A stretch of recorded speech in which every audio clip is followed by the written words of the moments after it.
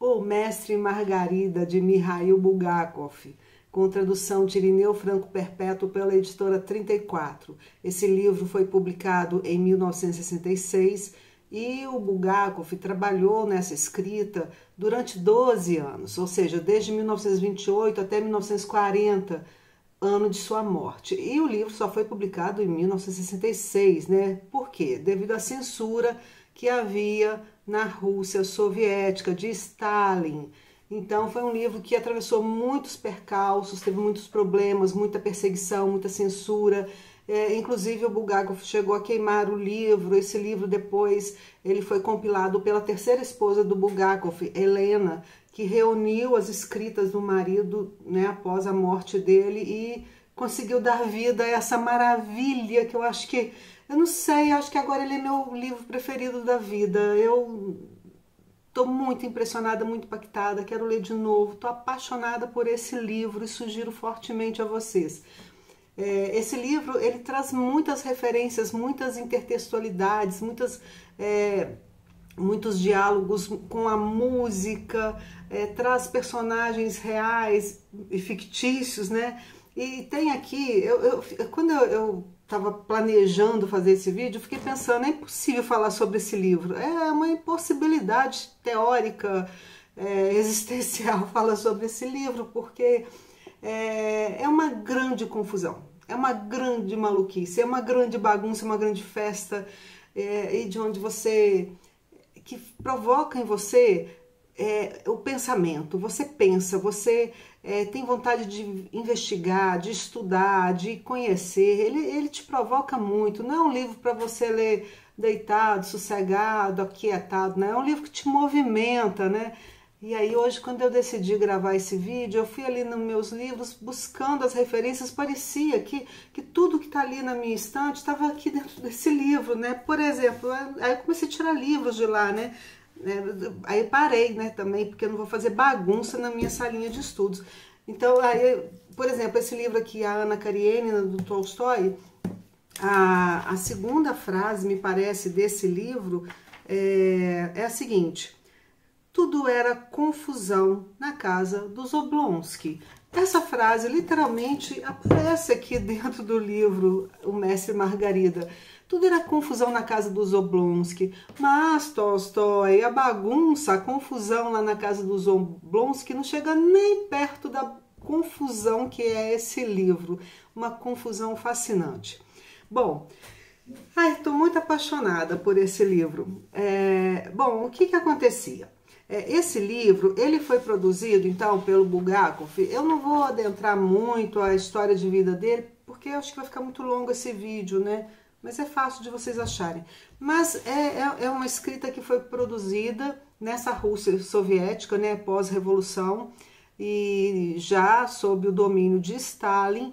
Então, o Bulgakov, que era um ucraniano, e parece que houve, que o Stalin realizou muitas ações de perversidade lá, com fome, etc. Então, Bulgakov, ele tinha um ressentimento e uma indisposição total com aquele regime stalinista. Mas ele não podia falar isso abertamente, senão ele ia para a fogueira, né? Fogueira não, né? Mas ele seria condenado à morte. Então, qual era o recurso que os autores, né, faziam valer para poder manifestar a sua insatisfação, a sua crítica social através da literatura? Eles utilizavam a ironia, a sátira. E aí vem esse livro, né, para fazer essa crítica ao regime stalinista. O que estava acontecendo nessa época? Estava acontecendo um período de grande industrialização, né? Veja bem, a Rússia, que era um país atrasado, tinha acabado de sair da servidão, né?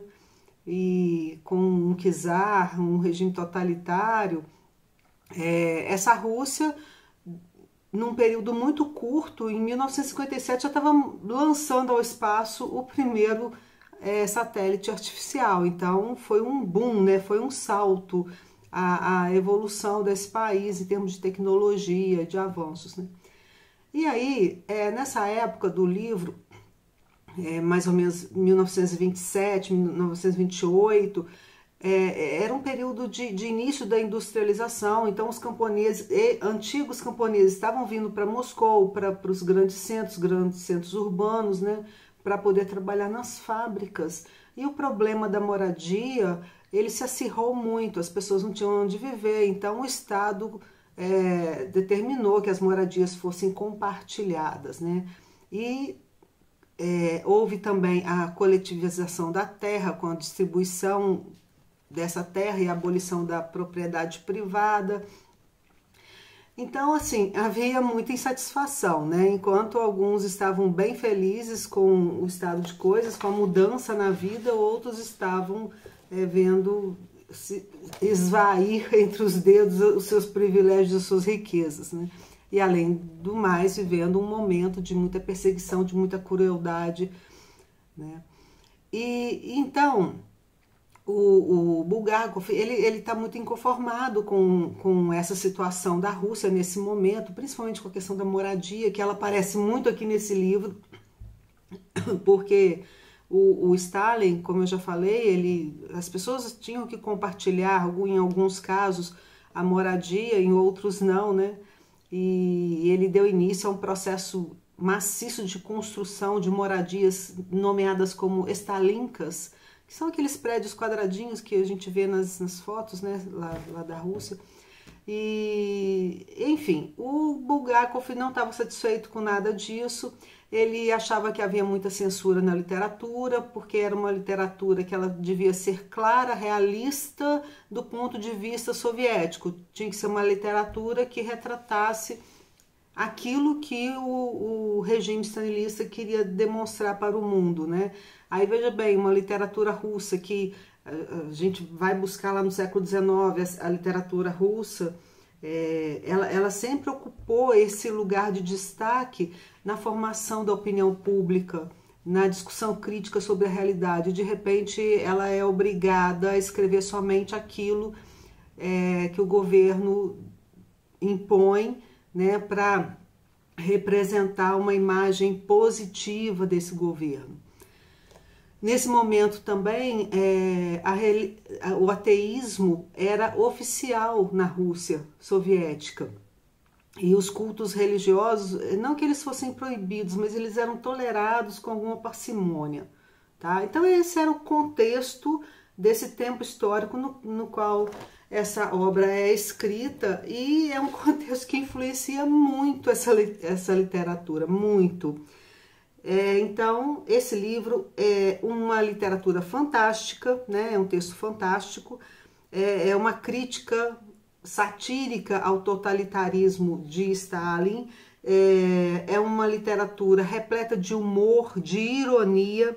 Ela traz também, a gente vai saber isso lá atrás, né, com o pós-fácil do Irineu, e também desse livro aqui, do Irineu Franco Perpétuo, outro livro dele, Como Ler os Russos, que ajuda muito.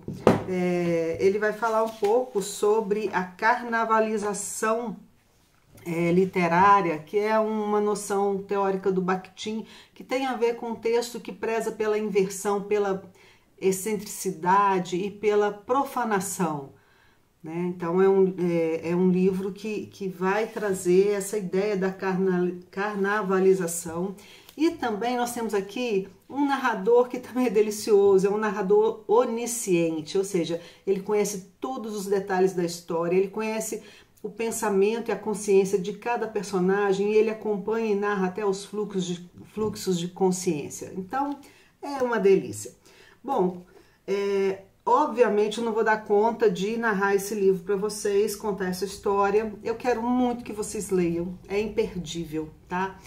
Eu vou pincelar algumas partes e comentar algumas questões que me afetaram mais, me chamaram mais atenção, mas eu tenho certeza que na hora que eu terminar de gravar isso eu já vou me arrepender, porque eu vou esquecer muita coisa. Bom, o livro começa numa cena, uma praça. Inclusive, gente, vocês acham no YouTube, tem um rapaz que começou a legendar o filme, porque tem o filme. Gente, o filme é uma cópia fiel do livro. Eu geralmente não gosto de ver filme de livro que eu amo, mas mas o filme é uma cópia fiel. E tem um rapaz que está legendando ele, tá? Mas quem lê o livro assiste o filme em russo e entende tudo. É impressionante. Bom, o livro, a história começa um cenário numa praça. Antes de falar isso, deixa eu falar outra coisa importante. Esse livro, gente, aqui nós temos 3 linhas narrativas diferentes, tá? Que você pensa assim, mas como é que pode um livro, uma história, né, traçar 3 caminhos tão distintos, paralelos, e como que isso se encontra no final, né? Como que as linhas paralelas se encontram no final? Mas pasmem vocês, elas se encontram nesse livro. Quais são essas 3 linhas narrativas? Uma é a visita do diabo a Moscou. O diabo em pessoa aparece em Moscou com seu séquito de diabretes para fazer um monte de confusão lá. A outra linha narrativa é o julgamento de Jesus Cristo por Pôncio Pilatos. Os diálogos que eles travam durante o julgamento de Jesus Cristo. E a terceira linha narrativa é o romance entre o mestre e a Margarida. Margarida, vou falar dela de uma vez, uma das personagens mais sensacionais da literatura, uma das mulheres mais fortes, mais determinadas, mais inteligentes, mais donas de si da literatura, né? Eu gosto muito da literatura russa, de encontrar essas mulheres, né? Nós temos, por exemplo, eu gosto muito do Turgenev, As Mulheres de Turgenev. Eu trouxe aqui, né? Fiquei catando livros ali. Esse livro do Turgenev, A Véspera, onde nós temos aqui uma personagem feminina também, Helena, que é uma mulher revolucionária, tá? Uma mulher impactante, uma história impactante. A história de Helena, que se envolve com um búlgaro na Guerra da Crimeia. Então, a Margarida também tem esse perfil, né? Esse perfil de uma mulher que luta por aquilo que ela deseja e ela é feminista, tá? E daqui a pouco eu vou falar sobre isso. Bom, então vamos começar a história, né? Já vimos as 3 linhas narrativas. Eu vou falar brevemente. Uma praça, 2 literatos sentados nessa praça conversando, um editor e um poeta, e esse poeta havia sido encomendado a ele escrever um poema sobre Jesus Cristo. E o editor da revista estava ali fazendo uma crítica e aconselhando a esse poeta que reescrevesse o poema, porque o poeta, ele fez a crítica a Jesus Cristo, mas ao fazer a crítica, ele afirmou a existência de Jesus Cristo. E o editor está dizendo para ele, você não pode afirmar, você tem que negar a existência de Jesus Cristo, porque Jesus Cristo não existiu, né? Então, ou seja, já começa ali, logo no primeiro capítulo, você vê que o Bulgakov está fazendo uma crítica ao ateísmo que era oficialmente instituído, né, na Rússia soviética de Stalin. Então, eles estão ali discutindo isso, né, que Jesus Cristo não existe, e nisso chega uma figura estrangeira e era o diabo. O diabo chega, mas eles não sabem.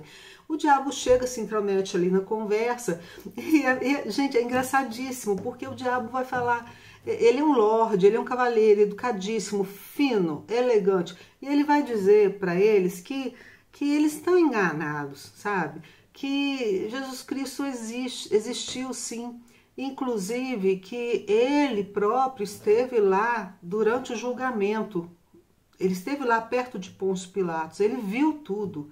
Então os caras ficam assim, nossa, esse cara tá louco? Aí o editor fala, não, mas Kant escreveu teses contra a existência de Jesus.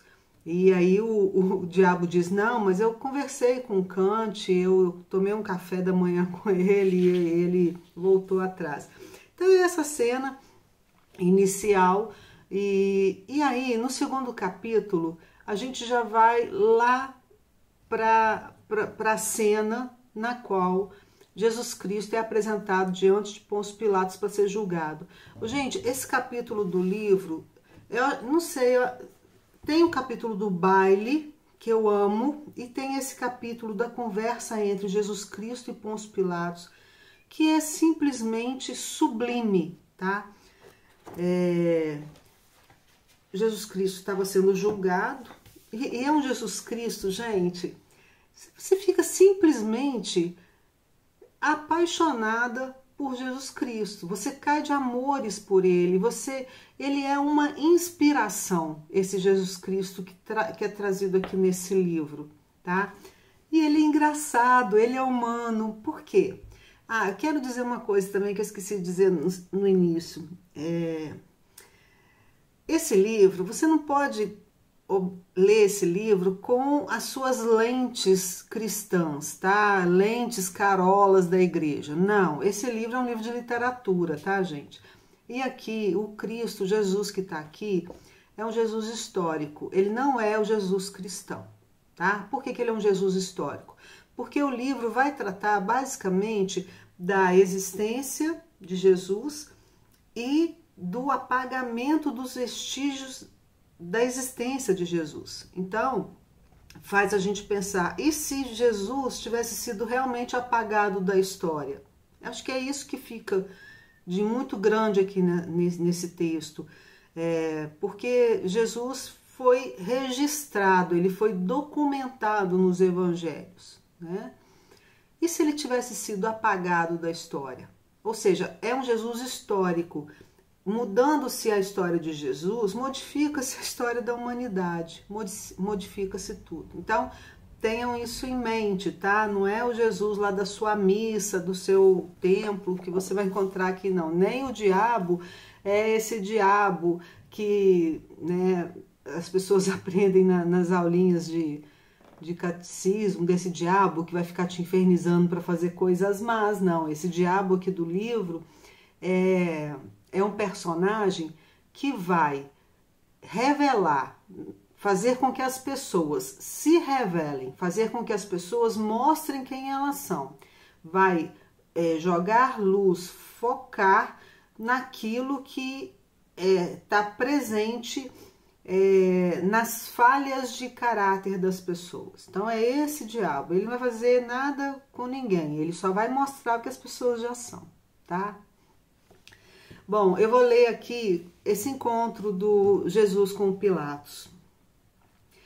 Uma grande quantidade de pessoas distintas aflui a essa cidade para as festas. Entre elas há magos, astrólogos, adivinhos e assassinos, disse o procurador em tom monótono. E aparecem alguns mentirosos. Você, por exemplo, é um mentiroso. Está escrito com clareza. Você incitou a destruição do templo. É o testemunho das pessoas. Isso é o Pilatos falando com Jesus. Aí, Jesus está lá ouvindo isso, né? Fez-se silêncio. Agora já eram os dois olhos doentes a fitar o preso.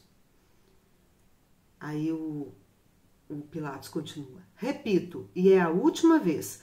Pare de se fingir de doido, seu delinquente, afirmou Pilatos com voz suave e monótona. Não há muita coisa escrita a seu respeito, mas o que há é suficiente para enforcá-lo. Aí o Jesus diz assim, não, Egmon, tem um que fica andando com um pergaminho de cabra e escreve sem parar. Só que uma vez eu dei uma olhada nesse pergaminho e fiquei horrorizado. Decididamente, eu não disse nada do que estava escrito ali. Supliquei, pelo amor de Deus, queime esse pergaminho. Mas ele o arrancou da minha mão e fugiu. Ou seja, o Pilatos falando, não tem quase nada escrito sobre você, ninguém sabe de você, você não existe. Aí o Jesus dá uma pista que não, tem gente sim escrevendo sobre mim. Só que eu estou horrorizado com o que ele está escrevendo sobre mim. E aí, mais lá para frente um pouquinho, o Pilatos, ele vai questionar Jesus se Jesus conhece Judas Iscariotes, tá? Então, veja bem esse diálogo que é muito interessante. Pilatos fez força, expulsou a visão, voltou a contemplar o balcão e a ter diante de si os olhos do preso. Escute, Yeshua, que é o nome de Jesus aqui. Pôs-se a falar o procurador, olhando para Yeshua de modo algo estranho. O procurador tinha um rosto ameaçador, porém os olhos inquietos. Você alguma vez disse alguma coisa sobre o grande César? Responda, disse ou não? Disse?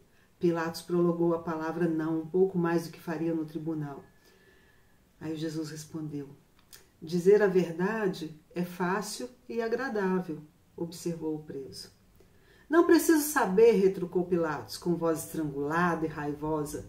Se você acha agradável ou desagradável dizer a verdade, você só tem que dizê-la. Mas ao dizer, pese cada palavra, se não quiser ter uma morte não apenas inevitável, como penosa. Ninguém sabe o que se passou com o procurador da Judéia, porém ele se permitiu levantar a mão, como que se protegendo dos raios de sol. Pois bem, disse, responda, você conhece algum Judas de Queriote? E o que exatamente você lhe disse, se é que disse, sobre César?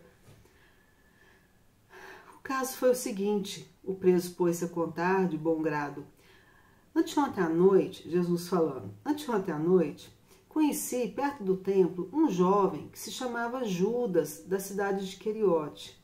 Ele me convidou para sua casa na Cidade Baixa e recebeu-me. Ele era um bom homem? Perguntou Pilatos, com uma fagulha diabólica ardendo nos olhos. Um homem muito bom e curioso, confirmou o preso, que demonstrou enorme interesse em minhas ideias e recebeu-me com total hospitalidade. Ele acendeu os castiçais, Pilatos disse. Sim, prosseguiu Jesus, algo surpreso com o conhecimento de causa do procurador. Ele pediu que eu expressasse meu ponto de vista acerca do poder do Estado. Tal questão tinha para ele um interesse extraordinário. E o que você disse? Perguntou Pilatos. Ou você vai responder que esqueceu o que disse? Dentre outras coisas, eu disse, contou o preso, que todo poder é uma violência contra as pessoas e que chegará o tempo em que não haverá poder nem dos Césares, nem de qualquer outro. O homem chegará ao reino da verdade e da justiça, onde não será necessário poder algum. Então essa foi a conversa entre Jesus e Pilatos. Né? Isso vem aqui já no 2º capítulo. E aí a gente fica pensando, poxa, a gente estava lá em Moscou, né, contemporâneo, e volta, vai lá para o julgamento de Jesus. No início é um pouco confuso, mas o livro, como eu disse para vocês, é uma coisa muito mágica. Como que o Bulgakov vai entrelaçando essas 3 linhas literárias, 3 linhas, né, narrativas, de uma forma formidável. Bom, e aí, o diabo, eu vou voltar agora para o diabo. O diabo, o que ele estava fazendo em Moscou? Ele estava ali porque a Rússia se tornou um país ateu. Então, ele foi lá, né? Um dos motivos foi esse, ele foi lá para resolver isso. Foi lá para dizer que Jesus existiu sim, porque se Jesus não existe, ele também não existe, né? Então, o diabo, ele chega lá em Moscou e ele quer fazer um baile. Ele tinha esse hábito de fazer um baile. Só que para fazer esse baile, todo baile precisa de um anfitrião e de uma anfitriã. É muito sabido que o diabo não é casado com ninguém, então ele não tinha uma companheira para ser anfitriã do baile. E ele precisava de uma mulher para acompanhá-lo. É aí que a gente vai encontrar o pacto fáustico, tá? O pacto entre o diabo e alguém. O pacto fáustico, que é uma releitura, né, da obra de Goethe, que é o Fausto. Ou seja, o diabo, então, ele precisa dessa mulher. Essa mulher, ela vai ser encontrada em Margarida. Por que Margarida? Porque Margarida seria a tradução de Gretchen, que seria a personagem lá do Fausto do Goethe. Margarida, ela é companheira do mestre. Ela é uma mulher casada, ela vive num apartamento bom, embora todas as pessoas vivem em lugares terríveis, né? As pessoas odeiam os lugares onde elas vivem, tendo que compartilhar a moradia. Margarida, ela tem privilégio de morar em uma moradia muito boa, com criada, inclusive, vários cômodos, porque o marido dela parece que descobriu ou inventou alguma coisa lá boa para o governo e teve esse privilégio. O marido dela não aparece, ele só é citado, a gente não sabe nada dele, só isso. E Margarida, apesar dela viver nesse lugar com conforto e tudo, ela se apaixona pelo mestre. O mestre é um escritor. O mestre é quem está escrevendo a história de Pôncio Pilatos, que está lá no 2º capítulo e que depois vai aparecer no decorrer do livro todo, a continuidade da história de Jesus. Então Margarida se apaixona pelo mestre, ela se torna amante dele e ela tem o propósito de viver com ele. Só que o mestre, quando o livro dele, do Pôncio Pilatos, fica pronto, a crítica é muito feroz, né? Muito cruel com ele fica muito desorientado, ele tem... ele vai sofrer um abalo psicológico muito forte, ele vai ser tomado pelo medo e ele taca o livro dele no fogo, né? Inclusive, aqui no livro do Irineu Franco Perpétuo, a gente vai ficar sabendo o seguinte, que o Bulgakov gostava muito do Gogol. Eu também amo o Gogol. E o Gogol, quando escreveu Almas Mortas, né, esse livro aqui é genial também, embora inacabado. Nós não temos o final do livro, porque o Gogol tacou esse livro no fogo também e queimou. Então, assim como o Gogol fez, o mestre também queimou o livro dele, né? E aí ele ficou muito transtornado, perturbado e foi levado para um manicômio. E quando ele está no manicômio, a Margarida não sabe do paradeiro dele e ela diz em algum momento que ela faria qualquer coisa para saber se ele está vivo. E é nisso que o diabo propõe a ela que ela seja anfitriã do baile dele. E ela aceita. Ela aceita sem titubear, ela não tem medo, Margarida não tem medo, ela enfrenta, ela quer alguma coisa, ela vai e enfrenta. Ela é muito corajosa, ela é muito forte. E aí, eu tô pincelando partes, tá, gente? Que esse livro é de uma riqueza, não dá para falar de tudo. E aí nós temos o baile do diabo, onde Margarida é responsável por ser anfitriã, né, e receber todos os convidados desse baile. E eu estava muito curiosa para ler sobre esse baile. Gente, é um capítulo fantástico, é coisa assim de você ler, terminar de ler, querer ler de novo o capítulo. Por quê? Porque esse baile, quem tá lá? O diabo tá lá, né? A Margarida e o séquito, né? O séquito do diabo, os diabretes, que são o Koroviev ou Fagote, que é um cara assim, ele usa um óculosinho, ele é mais sério, mais carrancudo. O Azazelo, que é cruel, perverso. A Hela, que é uma bruxa que só anda nua. E o Behemoth, que é um gato gordo, grandão, que anda sobre as duas patas traseiras e fala e apronta. E gente, esse gato, ele é engraçadíssimo, você rola de rir lendo, né? Não é à toa que ele tá aqui na capa do livro. Você já achou o gato na capa do livro? Tá bem aqui, ó. Então, o Behemoth é muito engraçado. Então, começa o baile. Na hora que começa o baile, Margarida, ela é posicionada numa escada e a função dela é recepcionar os convidados. Abre-se a porta e os convidados começam a chegar. Quem são esses convidados? É toda uma série de pilantras, de picaretas, tá? Então, nós vemos chegar trajando fraques, falsificadores de dinheiro, corruptos, traidores do Estado, envenenadores, assassinos, racistas, suicidas.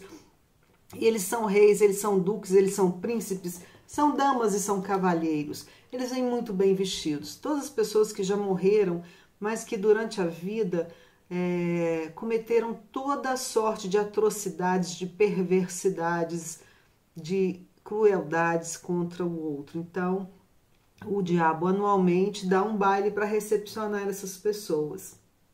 Ele vem os casais, né, o homem de fraque, e todas as mulheres que compõem esse séquito do diabo e também que estão próximas a ele, todas as mulheres aparecem nuas o tempo todo, inclusive Margarida. Margarida só fica nua depois que ela aceita o pacto e se torna bruxa, inclusive, né?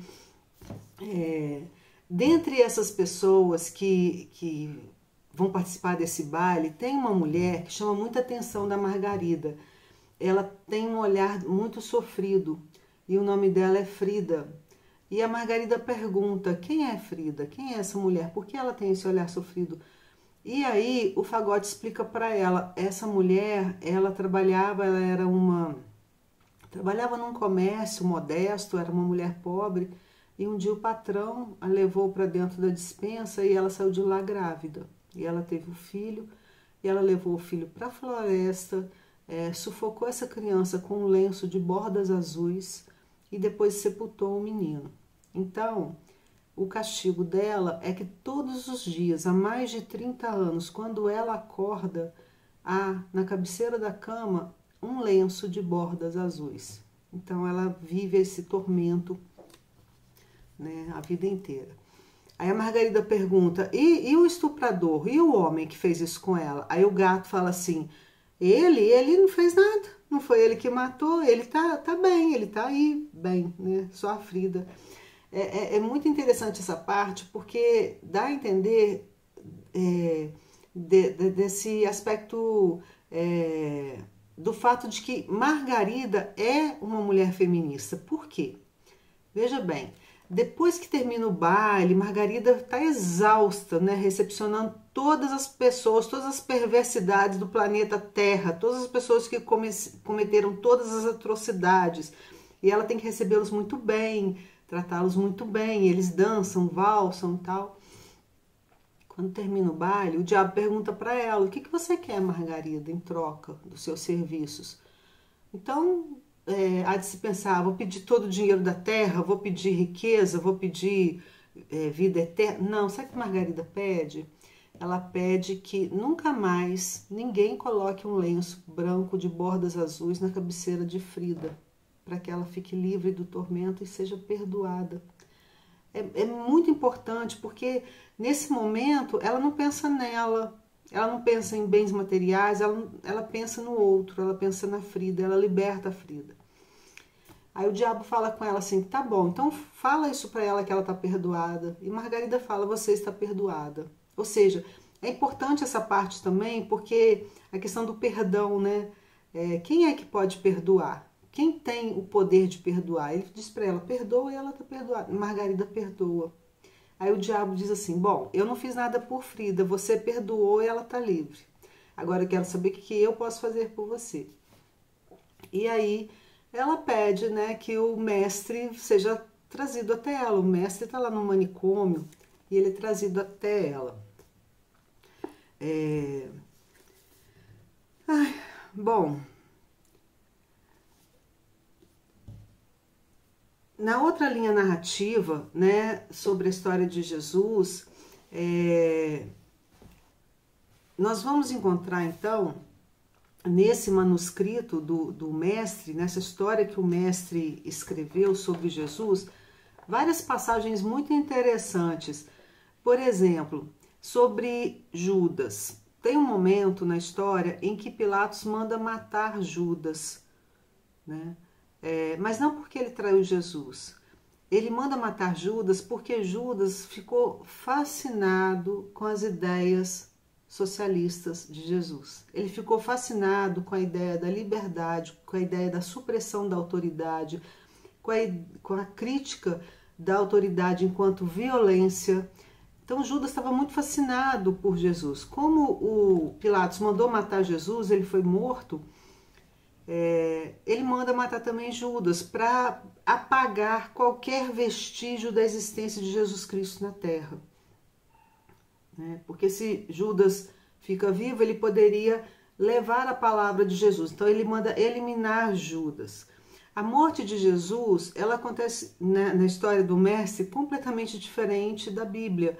É uma morte sem plateia, inclusive é lido um trecho da legislação dizendo que ninguém pode assistir, nem a família, né? E aí com isso tiram Nossa Senhora da história, tá? Então estava chovendo muito, veja bem, estava chovendo muito, ninguém foi lá assistir a morte de Jesus.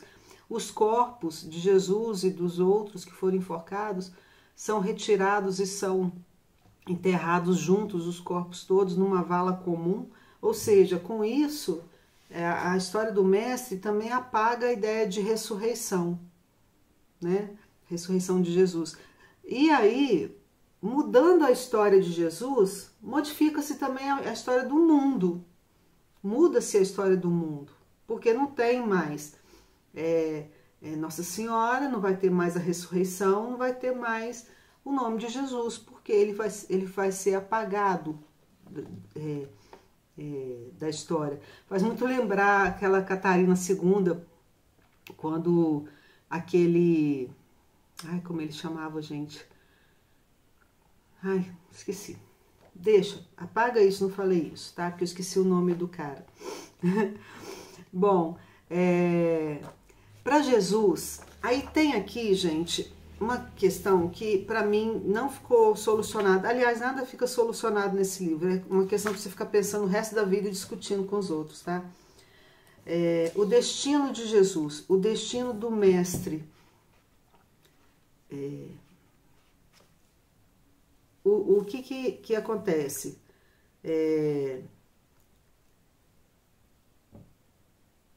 O Jesus... Peraí, gente, deixa eu só ver aqui. Ah, tá, é isso mesmo. Como que termina a história de Jesus? Um dia o diabo tá lá num lugar, num terraço, e o Mateus Levi da Bíblia chega, né, o discípulo de Jesus, ele chega lá e ele vai ter uma conversa com o diabo. Eu vou ler para vocês o que Mateus fala e o que o diabo diz para ele. Não vou discutir com você, velho sofista, respondeu Mateus Levi. Você não pode discutir comigo pelo motivo já mencionado. Você é estúpido, respondeu o Holland. O Holland é o diabo. E perguntou, bem, seja breve, não me atormente. Por que você apareceu? Aí o Mateus Levi diz, ele me mandou. O que ele mandou você me transmitir, escravo? Não sou escravo, respondeu Mateus Levi, exasperando-se cada vez mais. Sou seu discípulo. Falamos línguas diferentes, como sempre, retrucou Holland. Mas isso não altera as coisas que falamos. Quer dizer, pro diabo, as pessoas são escravas dele. E para Jesus, as pessoas são discípulas dele. Aí o diabo quer saber o que aconteceu. E o Mateus fala assim, ele leu a obra do mestre, diz Mateus Levi, e lhe pede para levar o autor consigo e recompensá-lo com descanso. Por acaso é difícil para você fazer isso, espírito do mal? Nada é difícil para mim, respondeu Holland. E você sabe muito bem disso. Calou-se e acrescentou. E por que não levam com vocês para a luz? Ele não fez por merecer a luz, fez por merecer o descanso. E ele pede que você também leve aquela que o amou e sofreu por ele. Bom, esse diálogo aqui, claro que eu não vou solucionar isso nunca, né? Eu fiquei pensando o seguinte, duas possibilidades contraditórias. Jesus afirma aqui na história do mestre, escrita pelo mestre, que o maior vício humano é a covardia. Ele não fala nos pecados capitais, ele não fala nos mandamentos, ele fala na covardia, que a covardia é o maior vício da humanidade, né? E aqui, o Mateus, ele vai até o diabo e pede a ele para levar com ele o mestre e a Margarida. E, por consequência, também o manuscrito, o livro da história de Jesus, a outra versão da história de Jesus. E aí eu fiquei pensando, será que aqui Jesus não estava antecipando essa ideia de que Mateus seria covarde? Ou seja, por quê? mandando o diabo levar o mestre com a sua obra, com o seu manuscrito, a história seria outra, a história seria alterada, né? A história seria aquela, aliás, ela não seria alterada, ela permaneceria aquela história oficial narrada pelo Mateus, e não seria a história alterada narrada pelo mestre. São duas versões. Então, uma possibilidade. Uma outra possibilidade é quando ele diz assim, que ele não fez por merecer a luz, fez por merecer o descanso. Ou seja, ele não merece a luz, ele não merece ser observado, lido, discutido, dialogado. Ele merece o descanso. Vamos dar o descanso a ele. Ou seja, vamos pegar essa história e vamos esquecê-la. Vamos descansar essa história. Aí eu não sei. Inclusive, gente, quando eu terminei de ler esse livro, eu pensei assim, eu vou ficar um tempão deixando esse livro decantar em mim, porque é um livro que provoca muitas reflexões e muitas delas são contraditórias. E durante o meu cotidiano, de vez em quando me vem um pensamento, me vem uma nova possibilidade de entendimento desse livro. Eu pensei, não vou falar dele agora não. Mas eu acho que é um livro que a gente nunca vai poder chegar a uma conclusão final e dizer que é isso ou aquilo, né? Bom, então, essa é uma questão que eu queria pontuar, né, sobre os manuscritos. E tem uma frase que é muito famosa, eu vou citar porque ela é muito famosa nesse livro, que tem um momento em que o diabo propõe ao mestre e a Margarida irem para esse lugar. Eles são levados para um lugar muito bom, muito agradável, onde eles vão passar a vida deles, a morte deles, né, porque eles já estão mortos. E a Margarida diz que ela queria muito recuperar o manuscrito, o livro do mestre, né? E o mestre diz, não, mas eu queimei, eu joguei na fogueira, na lareira. E o diabo diz assim, os manuscritos não ardem, os manuscritos não ardem. Ou seja, é impossível você apagar a palavra escrita. Mesmo que ela seja queimada, ela permanece viva, né? Não adianta apagar, não adianta... Aí ele está fazendo uma crítica à censura de Stalin. Não adianta você apagar, não adianta você censurar, não adianta você recortar trechos, porque os manuscritos não ardem, as ideias não se perdem. E aí uma outra parte que também eu gostaria de chamar a atenção aqui, é sobre, depois que o diabo passa por Moscou e os diabretes, né, o séquito dele fazem milhões de atrapalhadas. Gente, tem um momento que eles vão fazer um show num teatro de variedades, que é uma coisa, é um capítulo assim de você rolar de rir. Eles estão lá no palco, né, o diabo, o gato, o fagote, o Azazel, estão todos lá fazendo um show de mágicas, né, de magia negra lá no palco. Tem mais de 2.000 pessoas dentro do teatro. E o que eles fazem? Eles, no show deles, eles arrancam a cabeça de um homem no palco. Arrancam, aí sangue jorrando, gente gritando, gente desmaiando, e depois eles colam a cabeça de novo. Tem um outro truque, né? Seria truque, mas na verdade aquilo está acontecendo. Que eles fazem cair dinheiro do teatro e as pessoas todas se pisoteiam por conta do dinheiro. E um outro truque, eles como que abrem uma loja de roupas femininas e sapatos luxuosos e as mulheres todas vão lá em cima e pegam aquelas roupas e se vestem. Eles fazem isso para estabelecer uma crítica. Claro que isso não está escrito no livro, tá, gente? Isso aí a gente vai pensando. Para estabelecer uma crítica ao regime soviético de Stalin, para dizer que aquela propaganda política que Stalin estava fazendo, né, aquela engenharia toda da sociedade perfeita, na verdade era composta por pessoas que ainda se deixavam seduzir muito pelo dinheiro e pelo luxo, pelas roupas, pelos sapatos, né? Então, esse show é engraçadíssimo, é uma cena assim impagável.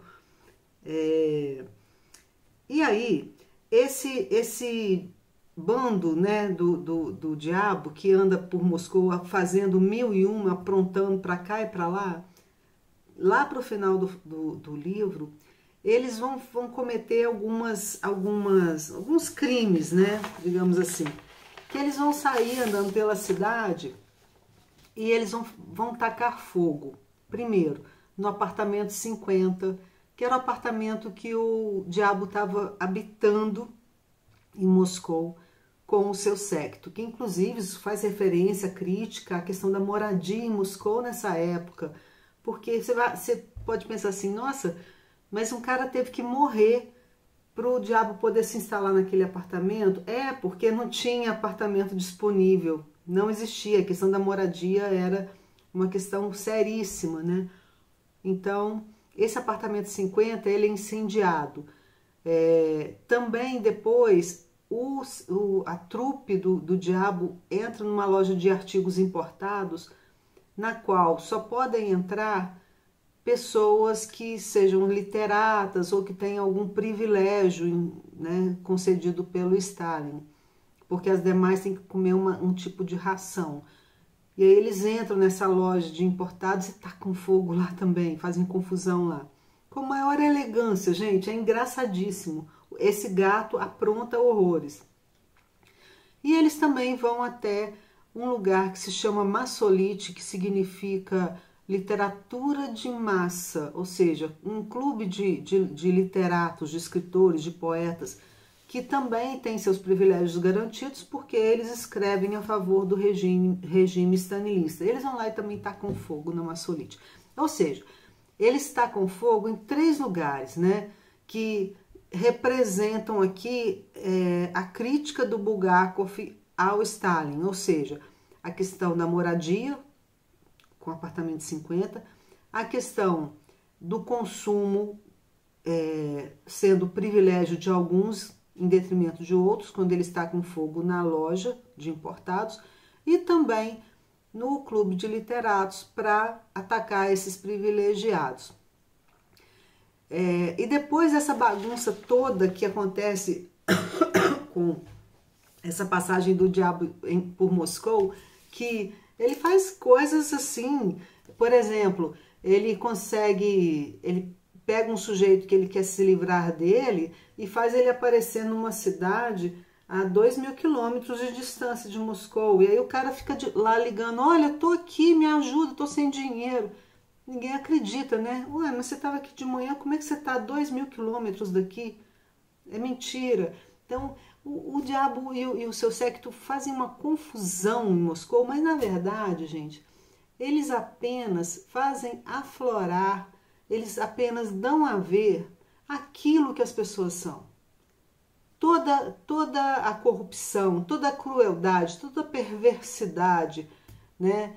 Todos os privilégios que alguns usufruem em detrimento de outros, tudo isso que as pessoas já são, o diabo e o seu séquito põe luz, né? Dá a ver. Então, diante de tanta bagunça que acontece, né? Tudo era confusão na casa dos Oblonsky, né? Tudo era confusão em Moscou. A polícia depois tenta explicar, e é interessantíssimo também esse capítulo, a polícia explicando o que aconteceu em cada episódio do livro. E é um capítulo assim, síntese, sabe? Que você vai relembrar tudo o que aconteceu, você vai falar, nossa, aconteceu isso mesmo, aconteceu isso, e a polícia explicando como foi possível alguém ter a sua cabeça arrancada por um gato e depois colada de novo. Como foi possível uma pessoa desaparecer em Moscou e aparecer na cidade de Yalta, lá na Crimeia? Como foi possível uma pessoa ser decapitada por um bonde? Aí a polícia vai explicando tudo, as explicações são tão furadas, mas todo mundo acredita e fica por isso mesmo e tudo é aceito. Bom, gente, eu acho que já tá bom, embora tenha muita coisa para falar. Olha, sinceridade, eu aconselho muito a vocês que leiam esse livro. Tem 400 páginas, tá? Você lê o primeiro capítulo, aí você já deixa a vida mais ou menos arrumadinha, comida pronta, sabe? Porque você vai acabar de ler o primeiro capítulo e você vai querer ler o segundo, e assim sucessivamente. Aí tem a comida, tem a água, um cobertorzinho, veja se está tudo bem com a sua família, porque não dá para largar esse livro, não. Como eu já disse, tem na internet, aí no YouTube, o filme, acho que é de 1972, alguma coisa assim. Não sei. Não sei a data, tá? Porque tem duas versões. Eu sugiro que vocês assistam o mais antigo. Tá em russo, mas depois que você lê, você assiste o filme sem tradução, tá? Você entende o enredo. Ai, Mestre Margarida, antigamente, né, esse aqui era meu livro da vida, a Ana Karenina, Almas Mortas também, mas eu não sei, eu acho que eu vou ser infiel, acho que agora o meu livro da vida é o Mestre Margarida.